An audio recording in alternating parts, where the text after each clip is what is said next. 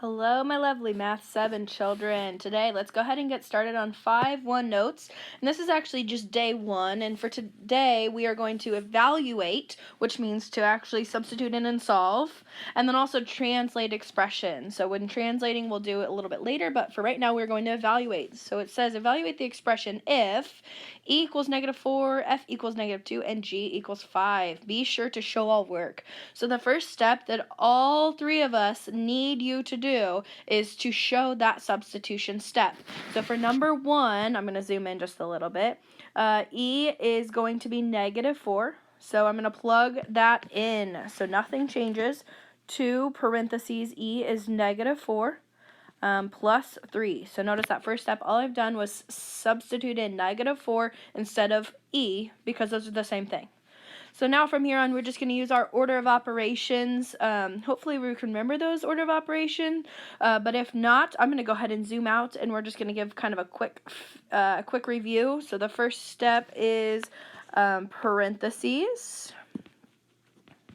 And then after parentheses, we then have exponents or powers. And then after exponents or powers is both multiply or divide. And remember, that has to be from the left to the right.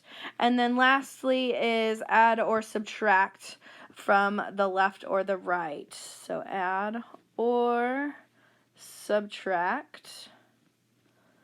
And both of these, I'm just going to designate it right here from the left to the right. No, you don't necessarily have to have that at the top of your notes, but this is kind of just a good quick review so that you have that on hand rather quickly. So from here, based on those, the order of operations that we just discussed, I know that the first step I need to do is the parentheses. So I'm going to underline what's inside the parentheses. I have -4 and I have +3. So -4 plus 3. I know back when we did Sacred ESL or also the scoreboard, you need to simplify this out first. So -4 plus 3. I'm just going to do a quick scoreboard. So I have 4 negatives. I have 3 positives. So therefore I know that the negatives won the game. And they won the game by 1 point. So my answer is -1. And I'm going to go ahead and still keep that in parentheses. And I know some of you, that is rather confusing because then you're like, well, I have parentheses again. And yes, very true. But there's no actual operation inside of that parentheses that you can complete. So now I just have 2 parentheses. And we know that 2 parentheses, the parentheses are just another way for us to be multiplying. So whenever you see that parentheses and there's a term right before it or right after it, that just means multiplication. So 2 times a -1, I'm going to go back to our our multiplying and dividing rules. I know that if I have a positive, if I have a negative, I get rid of those. Whatever's left over is my answer, so negative. And then 2 times 1 is 2 as our final answer for example 1. All right, so moving right along for example 2, now I'm going to plug in some different numbers. So here we now know f is -2, and we know g is 5. So I'm going to first start by substituting that. Whenever I see for f or for just any variable, I know that the operation in between those two things is just multiplication and multiplication. So it's really like 4 times, and I'm going to put it in parentheses. I know f is -2. Close my parentheses. And then I have -2. Notice the only thing that I'm doing right now is just plugging in for my f and for my g. So g is 5. So notice nothing has changed other than f is now -2 and g is now 5. And then like I said, I've also added in some parentheses to indicate that I'm plugging in that number. Remember, parentheses with a number directly before or directly after it just means that we're multiplying. So going back to our multiplication, or to our order of operations, I have parentheses first, and notice inside of the parentheses, there's nothing I could do inside the parentheses with -2, and there's nothing that I can do with the parentheses inside of, with a 5 inside of that parentheses. So then I move on to exponents. Exponents are like those powers. There are no exponents here. So then I'm going to multiply or divide. I see lots of multiplication and division. So I'm going to go ahead and multiply right here. So 4 times -2. So remember back to that triangle if you want to use that same triangle from before for multiplication and division. Cover up a positive, cover up a negative. I know my answer is negative. And then just 4 times 2 gives us 8. And then I'm going to bring everything else down. I'm doing just one step at a time. And notice that I like underlining the step that I'm working on. That way it kind of makes my work just a little bit easier to see. The next thing that you're going to do is, for order of operations, we're still looking and we see, okay, we see a subtraction sign, we see negatives, okay, then we see this multiplication over here off to the side. So now you can look at this two ways. You can look at this as 2 times 5, or you could look at this as a negative 2 times 5. So to keep us just on the same page, I'm going to go ahead and just multiply out the 2 and the 5, and then continue to bring everything else down. So right here, when I take 2 times 5, I now have 10. And then I'm going to bring everything else down. So notice I still have this negative 8. Notice that I've not done anything with this minus sign, so you must keep that as subtraction for right now. All right, so now I just see the operation negative 4 minus 10. So negative 4, that's definitely not a negative 4, my apologies. Negative 8 minus 10. So negative 8 minus, I'm going to turn that minus into a plus sign, and I'm going to add the inverse. We never ever want to deal with subtraction problems, so instead we add that inverse or add the opposite. So now we see that it's just negative 8 plus negative 10, and that final answer is a SAC problem, so I add them together, I get 18, and I keep that sign, which was negative. My final answer is negative 18. All right, and moving on to example 3, I'm going to work this one just a little bit faster. Quick reminder, the F is negative 2 that I have underlined up there. So when I plug that in, everything else stays the same. So F parentheses, F was negative 2. Close my parentheses to the third power plus 30. All right, so now order of operations. Any parentheses? Yes, but there's nothing inside of the parentheses. So we move on. Exponents, we sure have one. It's right here. So what you do there is it tells us to do negative 2 times negative 2 times negative 2. So I'm just going to work it from the left to the right. Negative 2 times negative 2 is a positive 4. Bring this down. So times negative 2. 4 times negative 2 is negative 8. So I'm going to replace that negative 2 to the third power with negative 8, and I'm going to bring everything else down. So notice that all I've done there was just take negative 2 to the third power, and like I said, brought everything else down. So brought down the 3 right before it, brought down the plus sign, brought down the 30. So now continuing with our order of operations, I see multiplication, because whenever there's just parentheses, I know that I'm multiplying. So when I multiply these two things out, you get negative 24 plus, and then I'm just going to bring down that 30, so plus 30.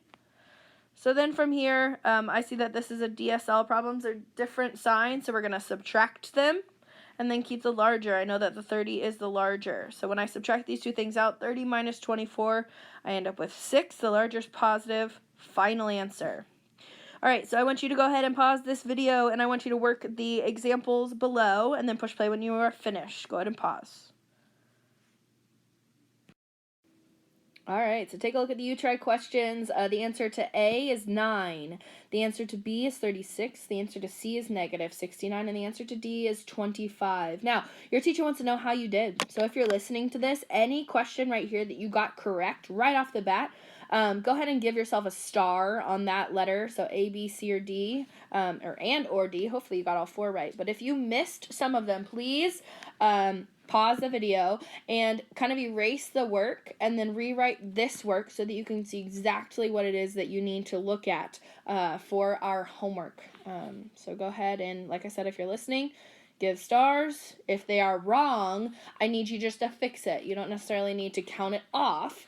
I just want you to fix it so that you have all the correct answers. All right, so now for translating, we're going to translate each phrase into an algebraic expression. So for translating, you have to identify kind of key words. So for this first one, example 4, 8 more than the product of a number and 3. Okay, so for our keywords, 8 more than.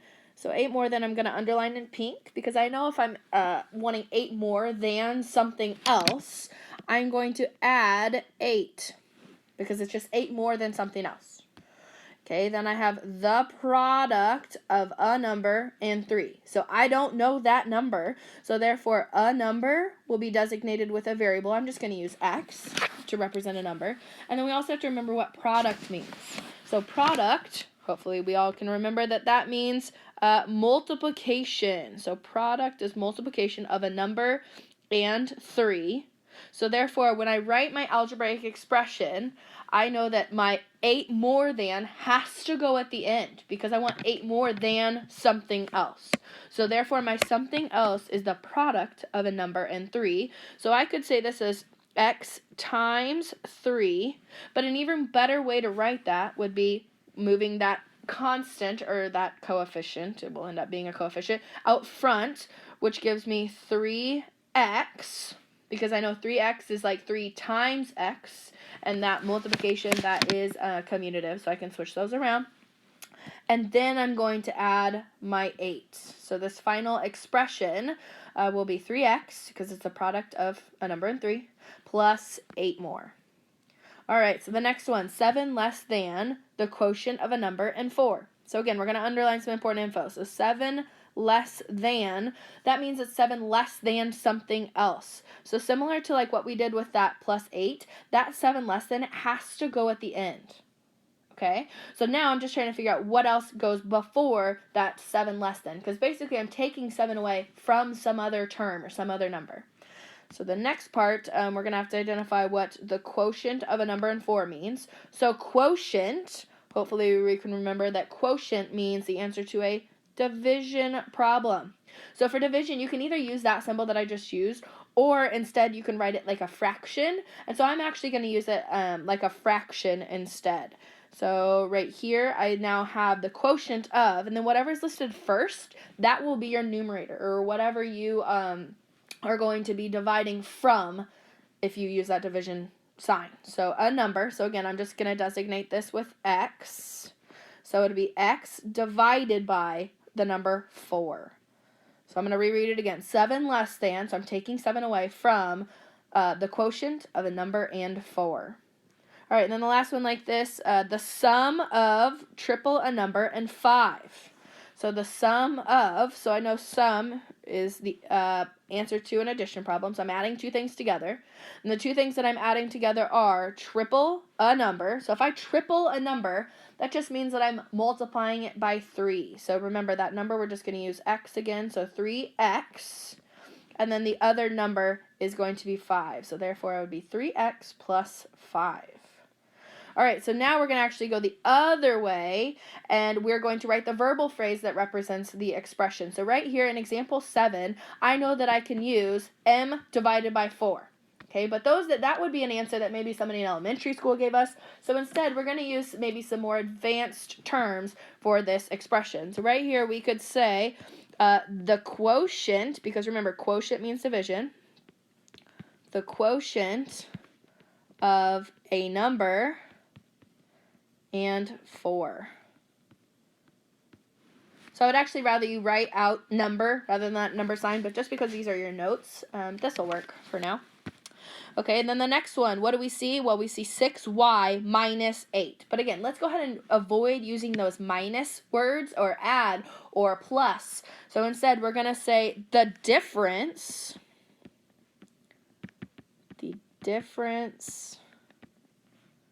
of, and I'm taking the difference of 6y, we can literally say that, 6y and 8.